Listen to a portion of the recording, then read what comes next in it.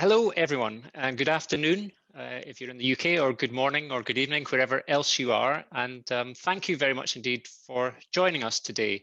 So my name is Dr. Alistair Geddes. I'm at the University of Dundee up in East Scotland, and I'm very happy to welcome you to this latest in our series of interviews with luminaries in the field of spatial analytics and data. The idea for these interviews has grown out of a new partnership between the Royal Geographical Society through the Quantitative Methods Research Group of the Society and the existing Spatial Analytics and Data Seminar Series led by Newcastle University, Bristol University, and the Alan Turing Institute, the UK's National Institute for Data Science and Artificial Intelligence. And I would like to firstly acknowledge the support of all of these organisations in making the interviews possible. Over the years, research on spatial analytics and data has been advanced by path-breaking scholars from a variety of disciplinary and personal backgrounds. By way of a long-form, informal conversation, the purpose of these interviews is to find out a little bit more about who these people are, what drew them into their fields, and to invite them to offer their reflections on their experiences and on developments both up until now and looking ahead. Our earlier interviews, there have been 3 in this series, have been with Professors Mike Batty, Luke Anselin, and Helen Kouklelis, the recordings of which may be found online. Today, so, we are honoured and excited to welcome for the latest interview, Alison Heppenstall, who is Professor in Geocomputation at the University of Leeds currently.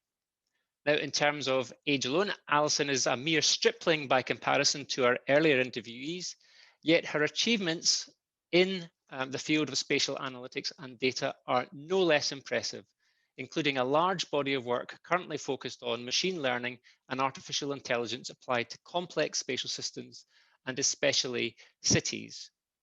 She holds an ESRC-Alan Turing Fellowship, and she is also Director of Innovation of the ESRC-funded Consumer Data Research Centre.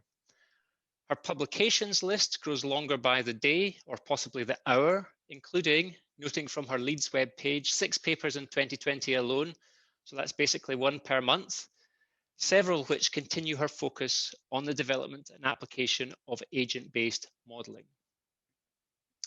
As for our earlier interviews, this one will be conducted by a team of colleagues, including Dr. Dani Arribas-Bel from the University of Liverpool, Professor Rachel Franklin from Newcastle University, and first of all, Dr. Levi Wolf from Bristol University. I will hand over to Levi in just a moment to start the first leg of what will be in total an interview of around 50 minutes to an hour. Before I do that, can I encourage you all to use the text chat facility here in Zoom to post questions, which we will then pick up at the end of the interview. So that's all from me. Thank you very much again. And now over to Levi. Great, thanks. And Alison, are you unmuted yet? Cool. Thank you, Alice, for that introduction. I just want to know if I can hire you every time I do a talk. That was fantastic. Thank you. He is a gem of the series. So, well, today I'd like to talk a little bit about your kind of background and training and maybe some of the sort of mentorships and collaborations that have helped you kind of express yourself in science and do all the things that you have. But first off, I'd like to ask, what's new with you? Well, I mean, I've been involved in some great work at the moment with my PhD students' researchers, which I think we'll get onto. But I guess a sort of news headline I can drop to you is that, in fact, this is probably my last appearance as a member of Leeds University. And from the 1st of August, I'm moving to the University of Glasgow to be a Professor of Geocomputation, but we're working across social sciences, but more with a health sort of a twist to the work as well. So that's my official announcement. Well, we're glad to have the scoop. Thanks. So I'm a bit curious. You've been at Leeds quite a while. According to your CV, you know, you did an undergraduate in archaeology and then moved to Leeds afterwards. So when you did your undergrad in archaeology, what kind of drew you into that, and how did it kind of evolve as you transitioned into geography? Yeah, I mean, my undergraduate was archaeology, and I kind of keep the physics part a little bit quiet. So I did archaeology and physics together, and they seem quite disparate. But I was really interested in landscapes, how humans had interacted and impacted on the landscapes, and how you could piece that together and uncover different pieces from the archaeological evidence. Plus, I love being outside, and yes, Indiana Jones films influenced me there. With the physics, I did sort of like maths physics A levels. I was really interested in chaos theory. You know, the butterfly El Nino thing was kind of big at the time. And I got really interested in nonlinearity as well, and the idea of complex systems emerging. So even though they seemed quite different, they actually fitted together really quite nicely. So quite a different sort of subjects to do. But I think it's that interest in understanding behavior, how things fit together, how things emerge, you know, putting jigsaw pieces together of those types of things. And that's really probably is a clear theme in sort of directing, if there's any direction in my career so far. Huh. So it sounds like there's a lot of kind of diversity in that undergraduate experience with a bunch of kind of different things, but all sort of with that same theme. Absolutely. And I think, you know, if you look at my career as well, I mean, I was sort of taken aside quite early on in my career and told that I had to focus on an application area, you know, be known for retail, crime, education. And I kind of reacted against that because for me, the methods and understanding methods and bringing them together and adapting them and playing with them always seems so much more interesting than, you know, just doing a bunch of retail models or whatever, you know, that sort of thing. So evolving from a methodological perspective, understanding how other people tackle problems and their insights is really sort of one of the things that drives me. I see. Well, I'm sure that you'll have the opportunity to talk a little bit more about that going forward, but that's awesome. That's really cool. So then what brought you to Leeds then? Any kind of specific reason? I think again, if you characterize my career, it's by happy chance and perhaps no big strategy in the early part of my career. So after my undergraduates, I worked for the Foreign Commonwealth Office for a couple of years. I lived in London. I absolutely hated it. I didn't like being a civil servant. And I kind of got the yearning to go back to university and to do something. And at the time, my then boyfriend was off to do a postdoc in Leeds. And I looked at what Leeds offered, and that's how I ended up at Leeds. The reason I stayed in Leeds, I did my PhD in computing, really got into the sort of machine learning, agent-based modeling, obviously. But then I had a fellowship which enabled me to move over to geography, where I discovered, you know, geography has these fantastic problems, really difficult challenges and problems. So I could start applying sort of methods and, you know, that sort of physics type approach onto more geographical problems.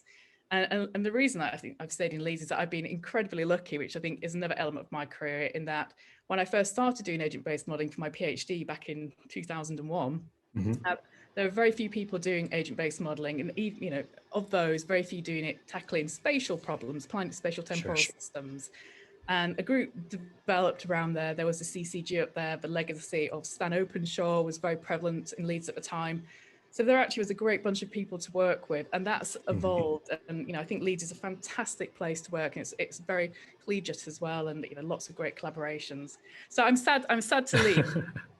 But, you know, I think at some points in your career, you have to move on and just get some new ideas and shake it up a little bit as well. But sure, it's been fantastic. Yeah, you mentioned Stan Openshaw and the sort of Geocomputation Institute that was at Leeds at the time. Yeah. Coming from computing, what was your view of geography, and why did you kind of decide to go that way? Well, I was involved in the Masters in GIS, so I started, and, you know, my PhD supervisors were based in geography. Okay. Two of them were. So that started opening my eyes to types of problems and how these methods were starting to be applied and could be applied as well. The short answer is my PhD, my case sponsors were really interested in geographical problems. So the remit of my PhD was find a solution to this problem that isn't this method. But as I said, it was a great environment to be. I mean, there's the likes of Linda C was there at the time as well. And she's absolutely phenomenal with loads of different ideas around. There are people who went on to work at Google, you know, some really great sort of computer scientists who understood how to bridge both disciplines. So in that regard, it was a really sort of great place to do. I mean, sadly, I never met Stan Openshaw. He'd retired, I think, a couple of years before I arrived in Leeds, but certainly his legacy is still to this day very much felt. Sure, that does make sense. When you talk about sort of these mentors like Linda that you've met, can you can you talk a little bit about kind of how they have helped shape or influence your career, especially in the context of, having so many in an active environment like Leeds?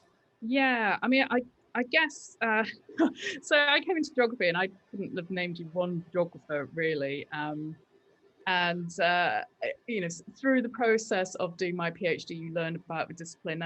Linda's phenomenal, because I can't remember Linda's background, but she had incredible knowledge, incredible energy, and enthusiasm. So, working with Linda was like a whirlwind experience. She's absolutely fantastic. So how I approach things and how I look at things very much does come from Linda. My strategy about work definitely comes from Mark Birkin. He's a great strategist who sees the really big picture.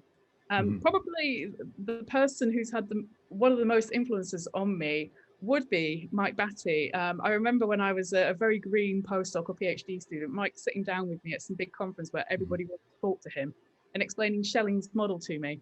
And, I kind of thought at that point, wow, this, sort of like godlike professor is just taking the time out to chat to me as an equal. That's what I want to be when I'm a grown-up professor as well. So, a lot of Mike's readings have sort of influenced me. And I did part of my PhD out at Penn State under the one scheme. And at the time, there was Mark Gagan and David O'Sullivan were there, and they were my supervisors. And again, if I linked that, then the way of thinking and the approaches that David takes has also, without question, had some influence on how I approach science as well. I'm still looking for more mentors, Levi. Well, I'm sure if you put out a call, plenty of people will apply, I'm sure. I am curious then. So you've had this sort of long experience at Leeds. You come from this sort of fusion of sort of archaeology, human systems, and then also physics. And then you have, just now announced that you're going to Glasgow. Or I guess maybe can you walk me through how you know when it's time to stay and how you know when it's time to go? That's a good... What made it feel right for you, I guess? I think I've been at Leeds 20 years, and I think in a place, Leeds, in terms of my discipline, has been fantastic, and I work with a really great group of people. But I think there comes a point where you get too comfortable in a place, and I'm doing the same things, and I probably could sit and coast my way through the rest of my career. And I kind of felt like I'm mid-career. I'm at a point where I want to slightly change direction, and a lot of my work so far has been quite methodological, so within the ivory towers, and I really want to sort of transition over to doing work, particularly in public health, which is where the new job is taking me. Exactly. Work that will directly impact onto people, so starting to make that bridge going forward. Plus, Glasgow is a very different institution. It offers different types of opportunity. They're not as strong in some areas as Leeds is, so there's a really nice opportunity for me to go in and shape things and do things. And for me, that's kind of where the appetite is for me to go next. How do you know it's the right move? Well, ask me that again in a year's time. Sure. Well, it's very difficult to know ahead of time, and I do believe that. So I guess one of the sort of last questions in this round that we can ask before moving to sort of more substantive research questions is kind of about the interplay between the history at Leeds in the Center of Geocomputation and this retail kind of thing, and the agent-based revolution, right? Like, you've been involved in the community for a very long time, and you've built a team at Leeds. You can talk a little bit about, say, Nick and Alison. You've built a community there with other people around this kind of approach. And then Glasgow, as you say, is a different kind of community, and the role that you're sort of moving into might be slightly different on that front. So can you talk to me a little bit about kind of the challenges of sort of being in a big established team versus what it's like to kind of start again, and what hopes you might have in that particular sort of constructing a new team? Yeah, I mean, I thought a lot about that actually when I was in the process of applying for it. So Leeds is a very fertile ground for spatial analysis work. There's a very long history on spatial interaction modeling. And with that, there's a reputation, but there's also a willingness to embrace new techniques and play around with them. And I think that's one of the reasons agent-based modeling has taken root in Leeds and has grown. And we're reasonably collegiate, and as you pointed out, we work, and there's a group of around 25 people I work with, and I have some fantastic people there. The upside to it is, doing periods of pandemic, when you're not working quite as much because of homeschooling, you can keep collaborations and projects going, and that is fantastic. If you drop the ball, somebody will pick that up, and that's really needed. However, there's also too many cooks as well, and there can be a little bit of competing against things and trying to carve out your own space. There's academics have egos, can potentially at times be problematic. Not that we've experienced that at Leeds.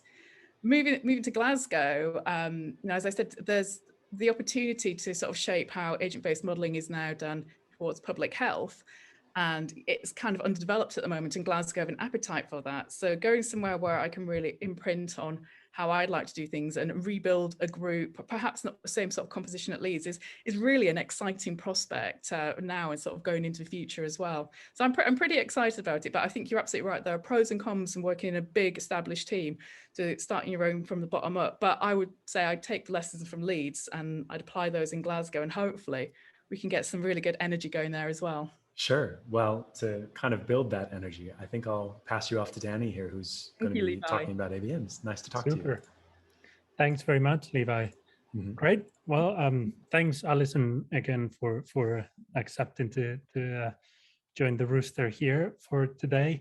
I'm going to pick up with some of the themes that Levi mentioned, and well, he's already mentioned, of course, I think one of the areas that you're most known for is your contributions on your work on agent-based modeling. And I think this is something that's very interesting, and it's quite unique, I think, at least in the SAD kind of community that we've been interacting with. So the first thing I wanted to ask you is, could you give us your personal story of how you got into ABM? Because I think for some people in the audience, this question may not make any sense, but I think thinking back of a couple of decades ago, it wasn't an obvious choice, and it wasn't an easy one, probably, in the sense that there wasn't the infrastructure that there's today. So could you give us a little bit of the insight of how you got into ABM and how that, what attracted you and what made you stay, so to speak? Absolutely. Thank you for the question. So my PhD originally was going to be about spatial interaction modelling. Now, as you know, at Leeds, I think at the time, Alan Wilson was the Vice Chancellor, and he'd been a professor in geography. So Leeds are really about, we still love our spatial interaction models. And so I signed on to this PhD, and as I said, it was split across computing and it was split across geography. And I kind of looked at it, and I'd read some stuff by Michael Waldridge and Jennings about agent-based modeling. And I'd just been learning Java programming, object-oriented. And to my mind, it seemed that there was a great opportunity to fulfill the requirements of what my PhD needed by playing around with this new technique. Now, fortunately, as I said, that the CCG was still very much active at that point. People were very receptive to this. It is Center for Geocomputation. Center for Computational Geography, yeah. Oh, yeah, sorry. That's fine. So, there was an appetite and an allowance to say, well, okay, the student wants to go and play around with this technique. It's not really being done in this area. This is what it does. Let her go and do it. That's a PhD. So that's kind of how I got into it. One of the difficulties in the PhD was there was so little work around at the time. Our PhD was 2001 to 2004. So, but in some ways that's kind of like a blessing, because, no one can prove you wrong. You can make it up as you go along. So I did a lot of things. I was really lucky that down at UCL at the time, Andrew Crooks, who's now at Buffalo, was also doing a PhD in agent-based modelling. And Mike Batty brought Andrew and I together to do a book around that 2012 as well. So I've been quite fortuitous in I've been linked up to people doing agent-based modelling, and the community's been developed. But at the time, the PhD, I wouldn't say it was made up, but it really was, no one's really doing work in this area.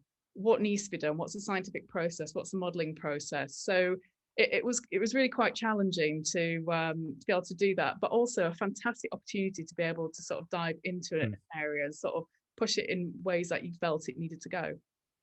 Sounds like there's a feel of this Wild West where there was a lot to be done, and you couldn't be wrong, and as you were saying. But at the same time, the other element that I pick up from your answer is the role of people, but also of institutions in enhancing people to letting them do whatever they want, but also putting them and bringing them together. And I wonder, I kind of help asking the question, given the well, everyone I think in this call now is somewhat related to the Alan Turing Institute, to pick your brains a little bit on the role of institutions that bring together purely computational, very math heavy sciences with other aspects. And at the Turing, it goes everywhere. The area where we're most involved is on citizen and social sciences. But I wonder if I could get a few thoughts on what goes well, what's worked for you, and what do you think could work, I don't know if better, but things that you wish they could do more of. Yeah, I mean, the Turing's a really interesting example, actually. I mean, what Turing have done fantastically, and that benefits all of us who are members, are they've branded themselves brilliantly. You go anywhere and you say you're part of the Alan Turing Institute, and doors open.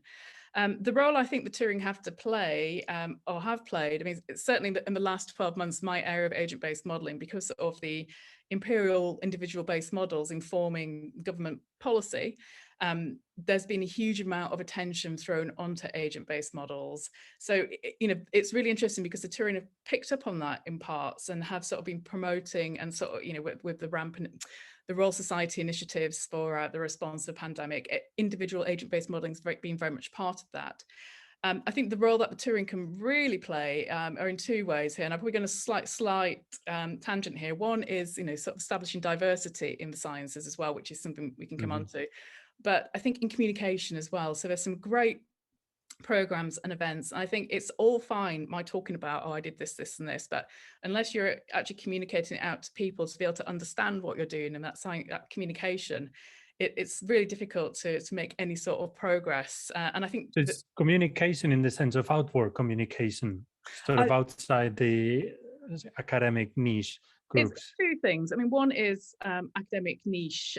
So, you know, a lot of work that I've been doing on uncertainty quantification has been with Turing Fellows based at Exeter. So, you know, really serious mathematicians applying it to meteorology. You know, how do we translate those to social systems?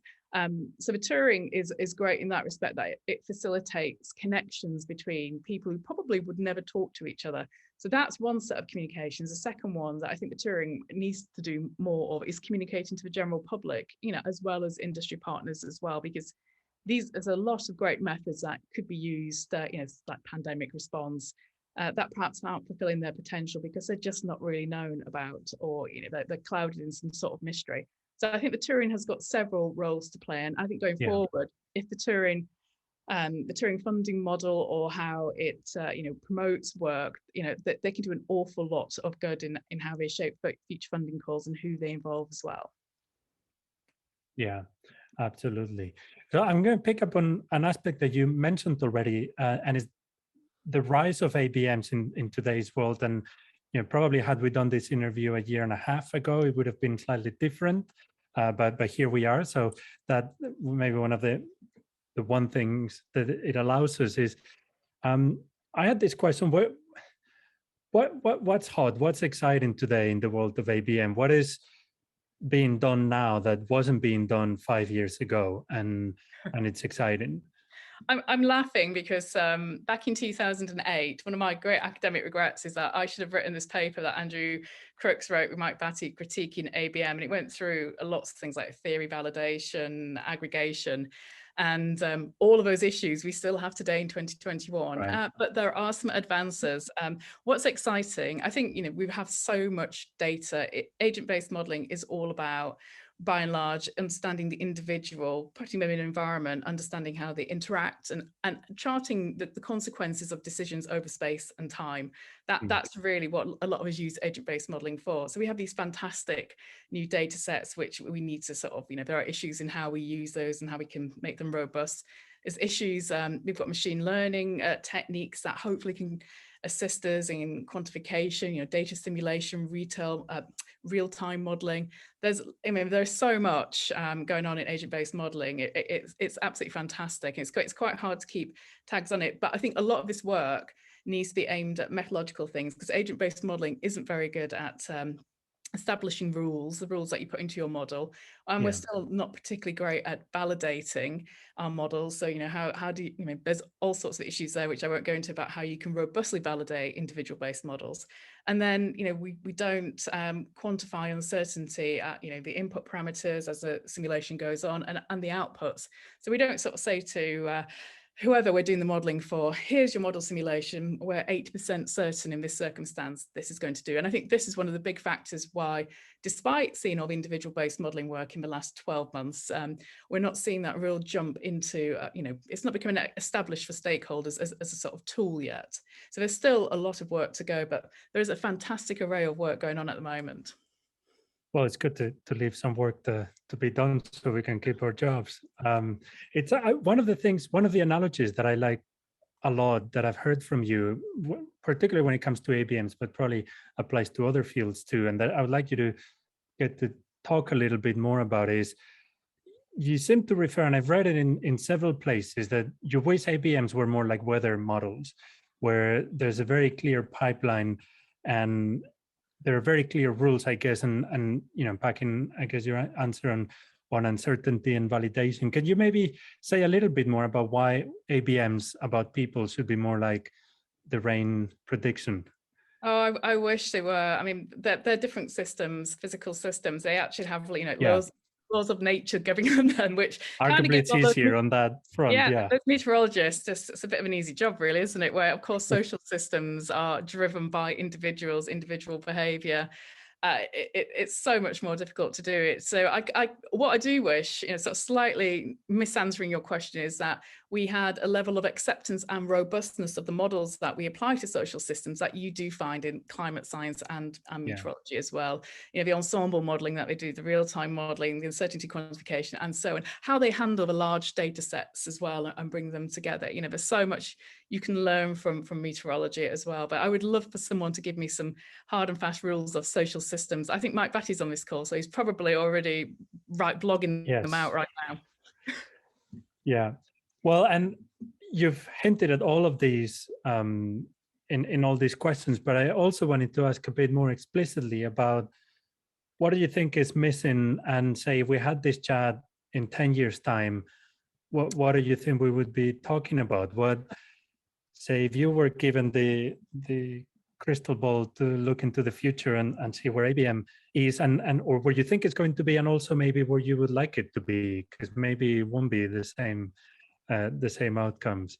What do you see on that crystal ball? I mean, what would I put my money on? I imagine we'll still be talking about how do we validate these models. I think the sort of next big thing that is coming into agent-based modeling will be probabilistic programming and other ways of managing the behavior. So probabilistic programming is really sort of starting to take off and get people excited about as a way to be able to manage behavior. Along with that, other methods such as reinforcement learning and linking that to systems like Unity, where you can actually put agents in, get them to learn behavior in real geographical systems. I think we'll see a lot more real-time agent-based models as well. And I would hope that we're handling the data better. I mean, if I was being pessimistic, I would say we probably will have a lot of the same problems we have now. Frameworks will become easier for people to put models together without understanding the rationale for the model or the sort of scientific process you have to go through to create robust models, if I was being pessimistic. But I think we're going to see a huge amount of machine learning coming in probabilistic programming, Bayesian rules, that will come in. And I think we'll probably see something maybe coming towards quantum computing. I don't know a huge amount about it, but how do we actually produce truly massive individual based, they're very computation intensive. How do we actually do that? Yeah. And how about the role in the world? Where do you think they'll be? Do you think there'll be, something like we have a weather forecast now on the BBC where you go and see what the weather's going to be like today? Do you think we will have a model like that to go into the city center or to go into a road? Yeah. And will that be powered by an ABM, or should we have that at all? Or maybe it's not a great idea. Well, I mean, you've just made me think of something that, we haven't touched on. What are ABMs currently being really used for by the Turing and by a lot of researchers? Digital twins, creating, complete representations of cities on your computer, all the people, all the processes. I mean, what would be great again in 10 years' time is if we, every council or city can open up their digital twin on their laptop. That's easily accessible. They can understand results. It's really robust. It takes in real-time data, and they can do real-time useful things, react to different events in real time. And that would be absolutely tremendous, because it would show that we've solved so many of the problems in agent-based modeling. Plus, we've made the leap over into sort of being really useful to stakeholders, rather than some model over here that people can see, it's a really useful paradigm in individuals, how useful it is, but it's not quite jumped over yet. So being an established tool would be absolutely fantastic. And maybe digital twins is the mechanism by which we're going to get there. Yeah, it's a lot of work also on coupling different models that do different things. And yeah, absolutely. I suppose the idea of the digital twin we haven't talked about much, but it is very much in the agenda these days. Well, I'd love to have this chat in 10 years to see if that actually is the case. But for now, I'm going to hand you over to Rachel, who's dropping in, and pass you over to the SAT cocktail party. Thanks very much. I was told about this. Well, in style. Non-alcoholic, I should say. That's fantastic. Well, first, by way of introduction, I know you're familiar with the next segment here, Alison, because we briefed you. But for those who haven't attended previous interviews, for this stage of the interview, we shift over to a sad dinner party. Originally, the aim was to liven things up, but it's turned out with these interviews, this hasn't really been a problem with any of the people that we've interviewed, including today. But the original inspiration for this portion of the interview comes from Desert Island Discs, which is a UK radio show that asks guests to imagine themselves as castaways. And of course, now we've been doing this castaway business for almost a year and a half of pandemic isolation and lockdowns. So I think we may already all feel like we're marooned on an island, and what we want is interaction. So let's do a dinner party and not a desert island. I'm going to apologize in advance also in case my internet is dodgy, and just hope that everyone will bear with me for this piece. Patience, please. And so our sad dinner party asks you, Alison, to bring along 4 people as dinner companions, 1 book in case you get bored and have to entertain yourself. Although I'm sure we can all guess from today's conversation so far, you're pretty good at entertaining yourself. And some small talk for the mellow after dinner conversation. And here's really sort of the meat of this portion of the interview, where we ask you for a nugget of wisdom, a regret, 1 fortuitous event, and 1 formative memory or experience. And so, of course, we've got now a little bit less than 15 minutes, so we won't be able to cover everything in depth. So I thought we'd maybe just start with who you'd invite for dinner. Oh, you've got the list here. You might have to remind me if I get this wrong. I really agonized over this because I thought, is it sad people, or is it, people I'd like to talk to from any point in time? Is it like Chris Hemsworth, type of dinner? I think in the end, I went for our own thought of the discipline. I think I chose Mike Batty, Andrew Crooks, Sarah Wise, and Chris Brunsden. And the reasons, do you want me to explain why? Yes, of course. I mean, I've sat next to Mike at lots of events, and he has some fantastic stories, and he knows everything. So you are guaranteed to learn something, some juicy gossip, but something really interesting. Sarah Wise is an associate professor at UCL and one of the really upcoming agent-based modelers. And again, a fantastic person, has a different perspective on the discipline. Also great company. Chris Brunsden has to be one of the nicest people in sort of working in spatial analysis, and his knowledge is a different field. So Chris is incredibly generous with his time, really knowledgeable. So again, you can ask him all sorts of questions, and he's just lovely just to have those chats with. And then Andrew Crooks is kind of like my brother in the discipline. We've sort of grown up together and gone to different stages together. And he lives in the States, so I barely see him. And he's one of my favorite people in the discipline, again, because he's so kind with his time. And, we've worked together quite a lot, and such great company. So kind of a bit of a cross between intellectual stimulating conversation and just some really good, company drinking partners.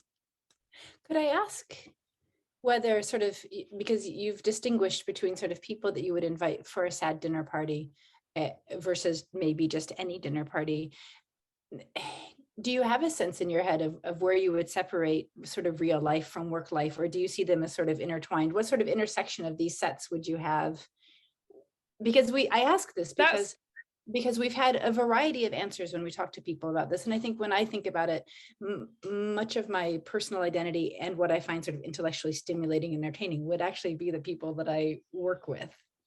And so I wonder how common that is for us.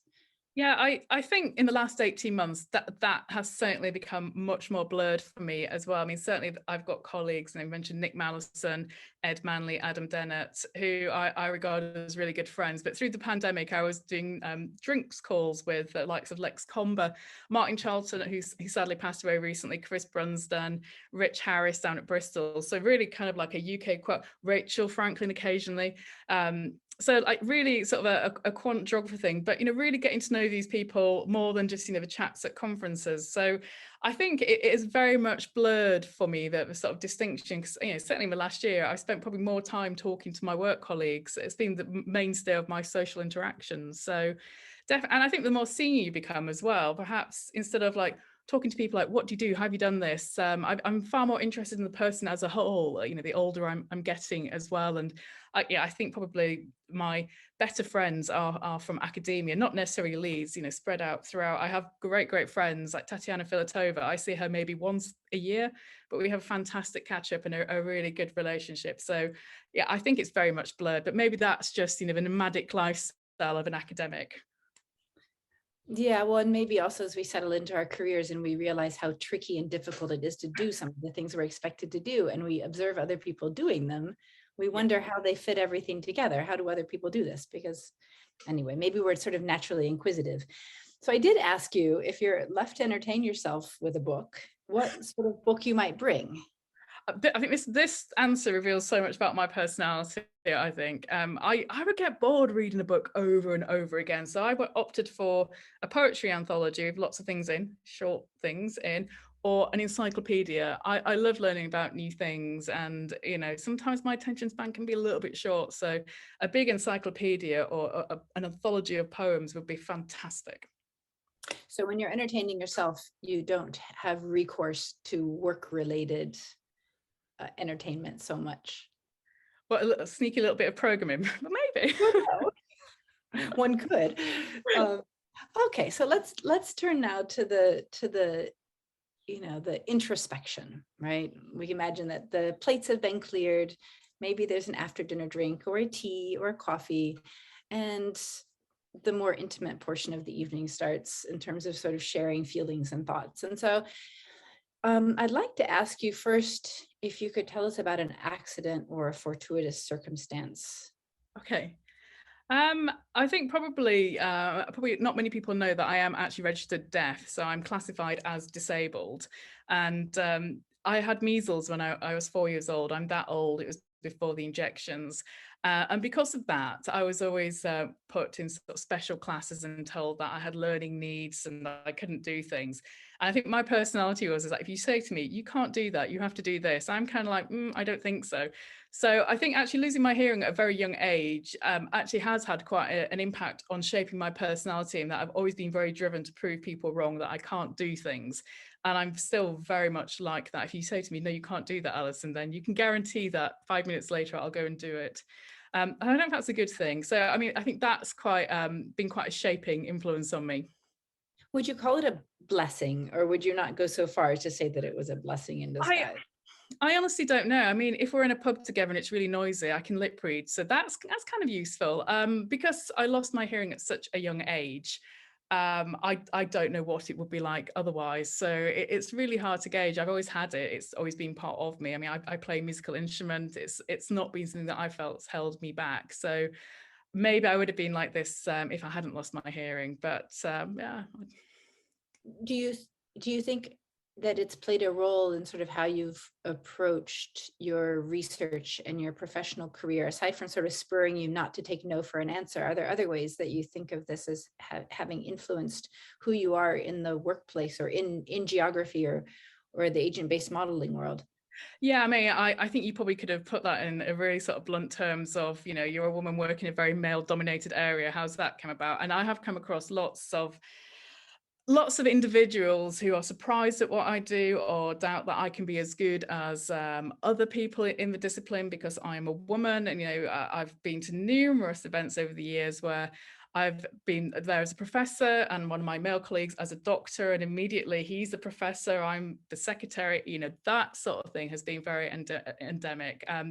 So working in this sort of area, I mean, it's still the area I'm in is still massively male dominated at the top level. Fortunately, coming upwards, there's a lot of fantastic women coming through, which, we really have to support and push through. But yeah, I think my personality has definitely shaped my determination to sort of move upwards and ignore other people's opinions of what I should do and what my abilities are. And how about a piece of wisdom? I know that, I suspect we are actually quite senior in the field, relatively speaking, but we might feel sort of mid-career if we were to look back, or you were to look back. Do you have advice that you would give to those who are coming up? My nugget would be, don't sweat the small stuff. You never know what's coming around the corner. My advice to anyone coming up, and my advice to any woman coming up through the field, postdoc, whatever it is, establish really good connections. Forget all this thing about, you've got to write solo papers. Don't. Establish yourself a really good writing group of people, because if you take time out to go part-time, having people you can trust and you can work with in those collaborations is so valuable to keep things moving. Have people and work with people you like, if possible. That would be my other big piece of advice, because at Leeds, everybody I work with, I like tremendously, and that makes it so much easier to be enthusiastic and share ideas as well. When we did our pre-meeting, of course, before we interview everyone, we do a little bit of research and preparation. That probably surprises no one. But in our pre-meeting, you brought up a few times the challenges around having a family and having children and also building a career. And I wonder, would you have advice around whether or how to create this balance?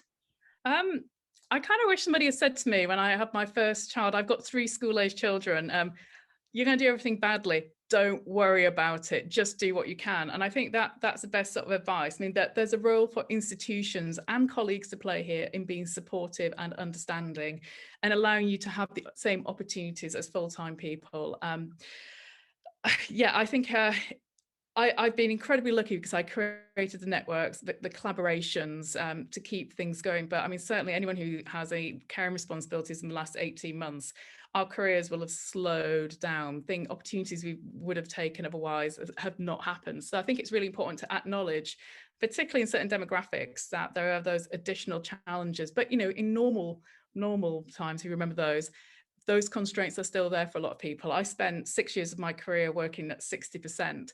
I ended up realistically working 100% of the hours just to be able to keep up, and that's kind of not right. So I think there's an awful lot that still needs to be done across the discipline to equal things, that make it a level playing field for people at different life stages. Yeah. And how about regrets? Regrets. I've already mentioned it. I'm still not over the fact that Andrew Crooks wrote that paper in 2008. I was on maternity leave. That should have been me. It annoys me. No, I'm really, really pleased for him. That aside, no, not really. I mean, I've tried to embrace every opportunity that's come to me. I try to be, more like Mike Batty. I try to be kind to people, give people my time, treat people how I want to be. So far, I don't have any regrets, but, I am kind of mid-career, so I've got time to have some really big ones yet. There's still time to fail. Thank you. What would you say, because you know yourself better than anyone else, would you say that you're someone who is not inclined to regrets? Yes and no. I mean, I think certainly work context, if something doesn't work, I try, learn from it, bounce back and move on. And that's something I've learned over the course of my career. So no, I don't tend to have regrets. I tend to try and learn a lesson and see what I can do differently next time. Yeah, I mean, that might be filed under a piece of wisdom as well, maybe there's a place for regrets, but it can really hinder you. I have 3 kids. I don't have time for regrets. Okay, 3 kids and a full-time job. So the last question I asked you about was formative experiences. And these would be, I suppose, events that have made you who you are today, maybe within the field of geography, but more broadly as well. And I wonder if you could take, just maybe by way of sort of our slowly winding down this portion of the interview. I'm trying to remember what I said. I mean, I know one of them was when Darth Vader came to the video shop in my hometown. I would have been about 5, and he put his hand around my mum's neck, and I was terrified of Darth Vader, so I went and hit him. I remember that. But I think probably the one I probably should mention is that, I mean, I did physics because I wanted to be an astronomer, you know, part of my early thing. And one of my earliest memories is going out with my dad and my granddad, laying on a blanket with a pair of binoculars, learning all the names of the stars, and just, you know, looking at them. That's probably one of my earliest memories. And that's something I have a telescope now. And that's something that I do with my kids and go to dark sky parks. You know, it's fantastic to lose yourself in the enormity of it all, and, you know, point things out and look for comets and spot the planets. It's still a thrill just to be able to see the spot on Jupiter and the ring around Saturn. Well, I'm thinking about these formative experiences, and then I'm thinking in real time a little bit now, but if one wanted to sort of model these sort of inflection points in people's lives or career development, that there are people who can point to the inflection point and say, aha, this was a moment that sort of sent me off in a completely different direction. And what I'm hearing from you today with Levi and with Dani is that you wouldn't see it so much as this sort of linear process that hits these points where the trajectory shifts, and then you go forward and then you go again. But how would you characterize the path that your career has taken? To this point, so I think my departure to Glasgow could be seen as an inflection point. I think to this point, I think it's is it luck? Is it just chasing one particular direction? Is it being in the right place at the right time, working hard? It's probably a combination of all those types of things. And is it the fact that I worked hard and I tried to be a good colleague and do a good research culture, that I've built a group of people I work with who are similar in that way? So, you know, does that feed that and open up new opportunities? I don't know. But the next point is Glasgow, definitely. Yeah, excellent. Well, I'm sure we all look forward to seeing what good things come from you next. I forgot to ask you what you would eat at the sad dinner party. Ah, okay. So this is really important. Don't give me pudding. I hate sweet stuff. I want a really decent cheese board and a really nice, like aged, at least 15-year-old bottle of port. Main course, something spicy. I'm vegetarian, so I don't know, nice Indian food, Thai food. I am hungry now, so do I get that? That would be nice. Well, I think maybe our pandemic times are going to end at some point, and we'll all be able to gather together for a meal and a drink. And with that, I'll turn it back over to Alistair. And hopefully there's some questions or maybe little, lines of discussion that we weren't able to pick up on earlier in the interview that we can follow up on. But thank you so much. Thank you. Yeah, no, thanks, Rachel, and thank you, Alison. I've been listening on along here and just been really, really fascinated. I don't know whether you can see the chat on your Zoom just now, whether you've got it open or not. There's a question there, and I'll start with the last part of it, which says, "Thank you. Your talk is inspiring, and you are amazing." And I think we'd kind of second that. That's been a really, really brilliant talk so far. To give you a 5-second breather before we look at the question, just to remind everybody, please don't feel too odd that you can't put questions into the chat. This is a really fantastic opportunity. What has struck me, one thing that has struck me is what Alison has said about her generosity of time and spirit, and not to try to exploit that, but now is the time to try to use it. So the question which appears there, Alison, is from Kareem, which asks, when working with agent-based models, how's the process of obtaining the amount of data necessary to calibrate and validate these models? Do you use open databases, or how is it possible to extrapolate this type of research to other cities such as Mexico City? So there's a multi-questions in one question there. I don't know if you can pick off any bits of that. No, in itself. Yes. Whoever asked that question, also email it to me as well. I'll give you a short answer now, but that's a really interesting question. I guess the first part of that is about the data, calibrating and validating. So first of all, the calibration and validation is entirely dependent. What's the purpose of the model? What type of calibration validation do you need? And that's really, really important. Going back to the data, I would use whatever data you can get your hands on. I mean, at the moment, any projects that involve sensitive data are difficult to get data, but there's work going on in Turing, for example, about creating synthetic data sets that replicate sensitive data of all the cross-validations in, cross-tabulations in. So that could be used as a nice form of validation. I think more data, the better. I mean, the challenge of the data is actually bringing it together and creating something robust that you can then validate against. But I think, the techniques you use they are becoming more sophisticated, but really is sort of driven by sort of the research question. Can you tell me what the second part to that question was? There was more. There's several parts. So the second part was, do you use open databases? And there was also the question of extrapolating your type of approaches to other cities, or so. Kareem seems particularly interested in Mexico City. Yeah, I mean, it's worth, Kareem, looking at the work that's going on in Turing in the urban analytics strand.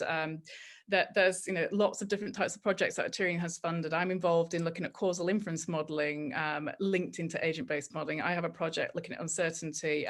Dani has a fellowship that has lots of work there. Rachel also has projects within the Turing as well. So there's lots of different strands of work here, where we probably don't have one answer to what you're looking for. There'll be elements in each of those projects that you can lift and make transferable. The Turing Urban Analytics is certainly really interested in creating the idea of a digital twin, and that should be transferable to other places. Obviously, different inputs of the whole pipeline should be something that you can pick up and move along. But again, do you need an agent-based model for Mexico City? Because that's a lot of agents. It's question-driven again. Thanks very much, and I hope that goes some ways towards answering the question. And Kareem, if you're there still, then I would take up Alison's offer about emailing her. She has offered that direct. That's very kind of her. Alison, if I could ask a question, and you talked about inspiring people yourselves, and it was in Kareem's comment, and I wanted to try to push that a little bit further. So your research is very much in many ways the bow wave of developments, and there's this question then around how we translate that to keep inspiring people who are much younger, looking at options. And I'm thinking this partly because I'm in the Royal Geographical Society. I'm in my last few months of being on the Quantitative Methods Research Group Committee, but one of the roles there is about trying to inspire the next generation. That's part of the RGS's role, I think. But taking geography and the entry points that geography can carry out to people. So I wondered if you had any thoughts about that. Yeah, I mean, I've got 3 kids, 7, 11 and 13. And, the 7-year-old is doing Scratch at school. And it's fantastic. So that's the sort of age to sort of embed the skills in. Geography taught at that early stage is not probably what I would recognize as geography, but, getting them to understand that these methods and this way of thinking, because agent-based modeling is a different way of thinking about geographical systems as well. I would sort of get the skills going at a much younger age, start bringing the geography as they get older, but show the direct relevance. And I think a lot of the time, people will hear about these methods and go, I don't quite know what they do. We need really good case studies to show that if you do this, okay, COVID has been quite a good one. But I think you need a bunch of really exciting case studies demonstrating what the techniques can do. And geography is full of, we should have the easiest job by, I've got such great, fascinating problems that we can apply these models to, modeling behavior. It should be kind of an easy win. But I would start like with the 7-year-olds at primary school, getting them interested in the coding, making that part of nature. And I know they're starting to do it more and in secondary schools. So by the time, you're getting people coming up to A levels, they're really interested in sort of the methods and the that aspect of it as well. It's not just geography, a bit of demography, a bit of renewable energy and a bit of this. It's kind of a much bigger, they can see a much bigger picture and the connections between different parts of it as well. And I think that's really important to push forward and inspire. But I would say really fantastic case studies are kind of the thing that can hook people. Thanks very much indeed. At this stage, maybe I could bring in Rachel has her hand up there. I was going to say Levi, but Rachel, over to you. Well, I just wondered if, now again, as Alistair said, just to push back a little bit, I have a question for you about how we bring people into the field and make sure our methods are used especially. so ABM, but GWR, geographically weighted regression, or spatial statistics. These are all sort of really rich application areas and methodological areas, but how we thread that needle of getting people to use our methods and accepting that maybe we won't be strictly happy with the ways in which they've applied the methods. And I know that you've got opinions about these sorts of things, but it seems to me like we tread a very fine line if, for example, we would like teenagers and undergraduate students to be fascinated by ABMs, by agent-based models, and potentially use them or try to mess about with them. That means that we have to open the door to letting go of the rigor, potentially, right? And so I'm sort of curious if you have ideas about how we achieve that balance between methodological rigor, because every method that every one of us uses today or in the audience, so among the interviewers or in the audience, come with sets of assumptions and rules that need to be followed in order to be able to draw sound conclusions from what we've done. Most people, if it's going to be if uptake is going to be high, most people won't probably have the expertise that's required to necessarily make those judgments. So I'm just curious what you think about this. I think what we have here is Rachel's trying to goad me on COVID ABM models. I know what you're doing and it's worked. Okay, so I mean, I have an issue at the moment with the fact that there are so many of the literature for my area is just full of COVID ABM models. Literally, go and type Google Scholar. Majority of these are really poor models. It's people who are agent-based modelers who don't understand what an agent-based model's for, you know, and the scientific progress as well. And you're going to have to cut me off because I will start ranting here. You know, there's very poor validation, calibration, you know, barely any lip service to it. Now, I think in terms of grown-up academics like we are, that shouldn't be happening. You know, I'm all for, you know, my entire career has been about playing with some methods from one field and bringing them into mine. And I think that's absolutely fine, legitimate. But I think the sort of, and maybe it's the academic good nature, people wanting to do something and be helpful in the last 18 months. In agent-based modelling, there's just been such dreadful work. I mean, I'm sure there's one or two absolutely fantastic pieces of work. But I think at this level, when you're trying to make a model and then say, you should follow this model and do this, and potentially it can have, you know, serious ratifications, it could step the discipline backwards. Now, if it's an 18-year-old or 16-year-old as part of GCSE's A-levels playing around with a model, or even teaching at undergraduate level, master's level, and they're making lots of assumptions and making crude models, if they're actually understanding the process, then absolutely that's fine. You know, the younger they are, if they're wanting to do a zombie apocalypse and, I don't know, have zombies chase their teachers around, if they're understanding, enjoying and learning, then that's absolutely fine at that stage, because they're not going out saying, use my model, it's going to change the world. And I think at the moment, people are, you know, jumping across their lanes and producing models that really just don't have the depth and the rigor that, you know, any discipline needs to have. And if we want ABM to jump towards, you know, being used by stakeholders and be really established like the climate type models, then we don't need lots of this noise and poorly calibrated, validated models. You know, the ones that I've, yeah, I'll stop there. I could, that was naughty of you, Rachel. Know which button to press there. So we're just about at 5 p.m. there, which is what we said we'd try to keep to thereabouts. So that's an hour. Unless there are any more questions, and I can't stop Rachel here.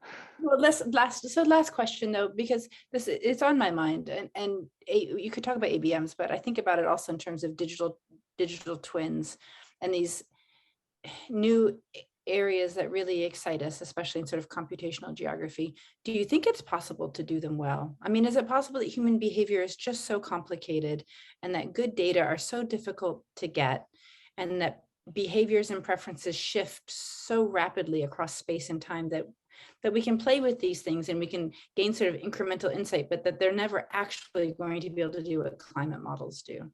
And then I won't ask any more. Sorry. Can we do them well?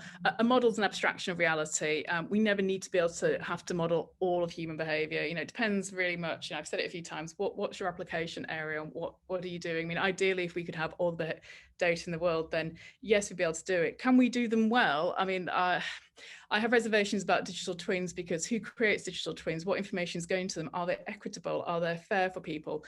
I think for some purposes, yes, we can do them well, but it really is what's that model for? What's the purpose? Can we model everything? Should we model everything? No, we probably don't need to model everything. So I'm sort of, can we do it well? I think we can do it well enough. Okay, the profound question with a good answer, a good attempt to answer at the end there. So thank you very much indeed.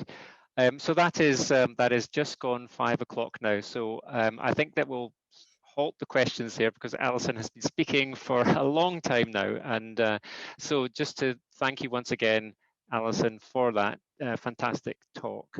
It was really, really brilliant, and I've given lots of ideas, lots of inspiration, lots of thoughts for us all to take away. To try to wrap up, I think on the series overall, I think we're now entering a summer holiday season, we can put it like that, so that we can all go and concentrate on doing other things for a little bit. But the intention is very much to continue on in this series, and hopefully we can have others who can match today's interview later on. We are planning some more seminars into the fall, into the autumn period, and there'll be more details pushed out about that shortly. So please, wherever you picked up the information for today's seminar, please watch that space for future seminars. But I'd like just to finish off again with thanks not only to Alison, but to Rachel and Levi and Dani, and I hope that everybody here enjoyed this today. And I think we'll stop there. So thank you very much and goodbye.